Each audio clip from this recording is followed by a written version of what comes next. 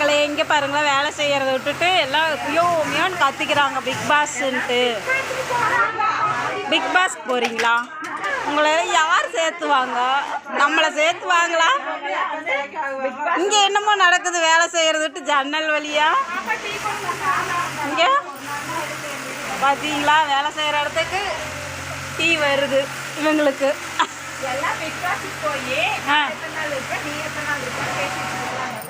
எத்தனை நாள் இருப்பீங்க? நீங்கள் எத்தனை நாள் இருப்பீங்க? நீங்கள் ஒட்டேங்க அப்போ அவ்வளோ நாள் இருப்பீங்களா?